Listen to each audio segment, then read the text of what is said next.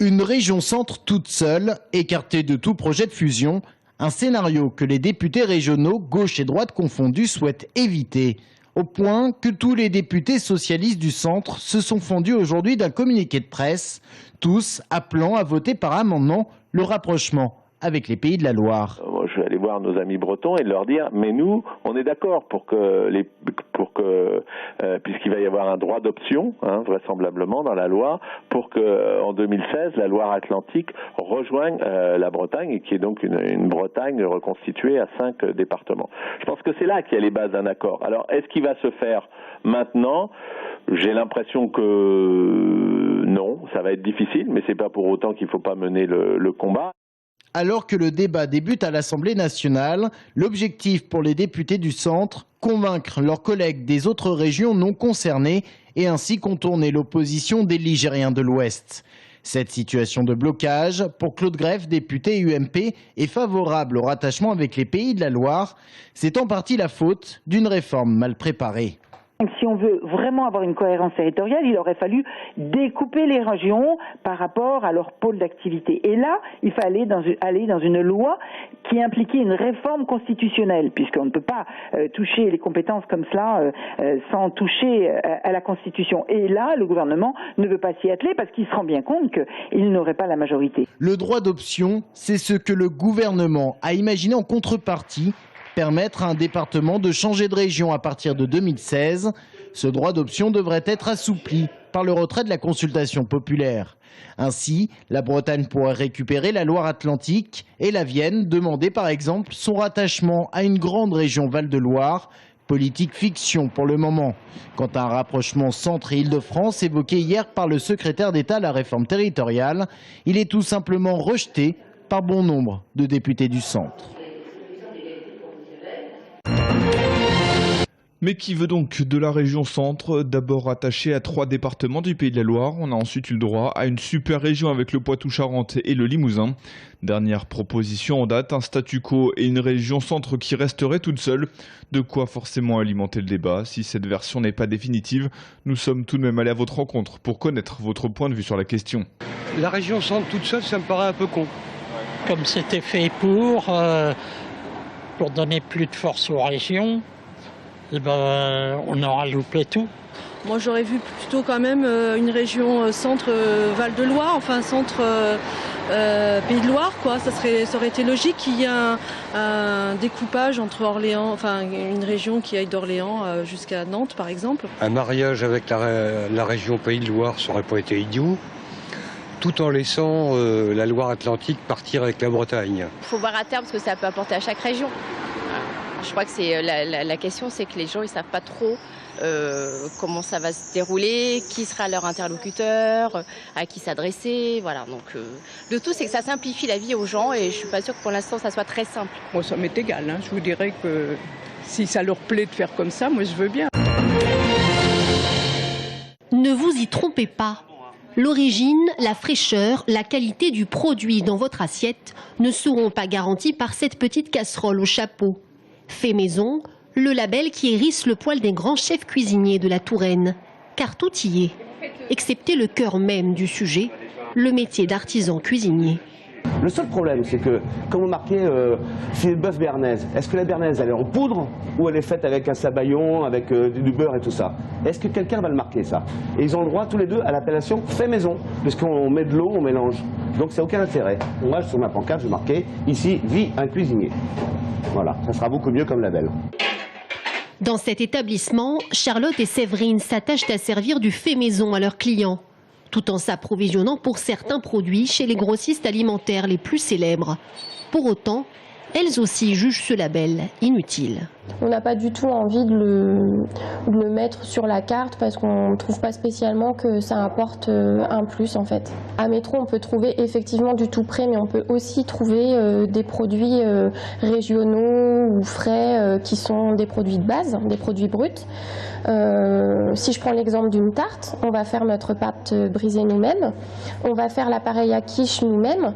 Ensuite, je ne sais pas si c'est une tarte au poulet aux tomates confites, ce sera du poulet qu'on va mettre dans notre tarte et des tomates confites qu'on ne va pas confire nous-mêmes. Elles seront déjà confites. Mais alors pourquoi ne pas parler tout simplement de produits frais? Pour Jean-Marie Gervais, président de l'Union des métiers et des industries de l'hôtellerie, le frais maison est une notion beaucoup trop nébuleuse. Frais, ça veut dire quoi, frais? C'est la courgette que vous achetez sur l'étal qui a une semaine de camion ou de frigo, ou c'est la courgette que vous allez chercher chez le producteur l'après-midi que vous donnez dans les 48 heures à consommer votre client? Et qu'est-ce qui vaut mieux? Un bon poisson surgelé ou un mauvais poisson frais? Donc c'est pour ça que le terme frais, je suis très balancé. Un effondrement de la qualité et la porte ouverte à toutes les fraudes pour le critique gastronomique Perico Légas. Car label ou non, en France, un restaurant est contrôlé seulement une fois tous les 3 ans. Il est même tout à fait légitime de vouloir réglementer ça. Le problème, c'est que quand il y a réglementation, il faut avoir les moyens de contrôler si cette réglementation est appliquée. Or, aujourd'hui, les pouvoirs publics, l'administration n'a pas assez d'effectifs à la DGCCRF, c'est la répression des fraudes qui est chargée de s'assurer et de contrôler que le fait maison correspond bien au cahier des charges du restaurant. Ils n'ont pas assez d'effectifs, ils n'ont pas assez d'inspecteurs pour pouvoir contrôler régulièrement tous les restaurants qui mettront fait maison sur leur carte. Un vieux serpent de mer. Car si un label exigeant et rigoureux était réellement mis en place, les artisans cuisiniers seraient probablement beaucoup moins nombreux en France qu'ils semblent l'être aujourd'hui.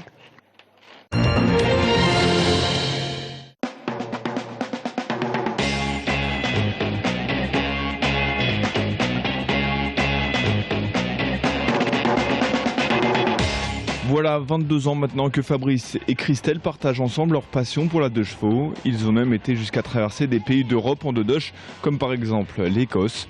Depuis 2006, ils ont décidé de partager leur petit plaisir en créant une société d'événementiel. 2 chevaux, légende d'organisation. On s'adapte vraiment à la demande, on fait essentiellement du sur-mesure. Ça va du rallye chasse au trésor, rallye thématique, des balades de 2 heures, 2 heures et demie, demi-journée, journée complète avec repas, donc on fait intervenir des traiteurs. Vous avez le levier de vitesse ici, vous le prenez dans votre main, vous orientez la main, pour passer la première, vous orientez votre main sur la gauche et vous tirez vers vous, la première. Là vous êtes en première, j'insiste sur le fait d'orienter le levier de vitesse, parce que parfois les gens ils tirent directement et là on est en 3. Alors ça doit être couplé une 2 chevaux, mais en 3e... Pour cette fois, ils étaient une vingtaine à se prêter au jeu. L'objectif, découvrir la Touraine autrement, au volant de la légendaire voiture Citroën, ou bien en tant que passager pour profiter du cadre champêtre. Ça passe très bien dans les chemins, c'est très confortable, parce qu'il y a les sièges et des élastiques, c'est un peu comme des hamacs, on est un peu comme sur une banquette, enfin sur un hamac, quoi. Donc c'est souple à conduire, c'est souple et agréable, quoi.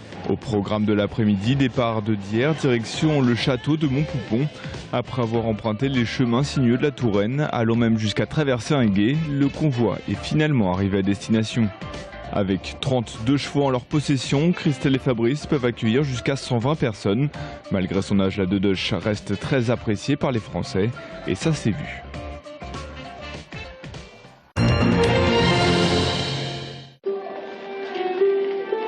Chaque année, à la tombée de la nuit, le château d'Azel-Rideau renaît. Cette année, il propose des visites dites autrement. Au programme, des danses d'époque ou encore, comme ce samedi, un bal Renaissance. Des soirées inédites pour les visiteurs tout au long de l'été. Quand la nuit tombe à Azel-Rideau, on a un regard différent qui se porte sur le château. On peut visiter l'intérieur du château, qui est entièrement éclairé à la bougie, ce qui crée un lien très intime à la fois avec les collections, les peintures, le mobilier du XVIe siècle, et ça donne un côté très féerique au château d'Azel-Rideau. Le mardi, c'est soirée terroir avec dégustation des produits locaux. Le jeudi, florilège musical et le week-end d'animation en tout genre. Exemple avec de l'escrime pour petits et grands. Les gens sont réactifs, ils aiment bien parce que aussi ça fait vivre ces lieux. Voilà, ça donne une vie, ça donne corps à une histoire et c'est important pour les gens aussi de rêver comme ça et de... Voilà, ça développe un imaginaire chez eux aussi. Je m'attendais à un petit spectacle, c'est tout, mais pas participer. Mais là, j'étais contente d'avoir participé. De la cuisine, vous avez même un diplôme de l'herboriste. Ah oui, voilà mon diplôme que je vais ramener aux États-Unis, bien sûr, dans un vrai château. C'est pas Disney World, c'est un vrai château. Hein. Chaque année, ce joyau de la Renaissance accueille 300 000 personnes. Si vous aussi, vous voulez visiter le château autrement, en soirée, vous avez jusqu'au 24 août.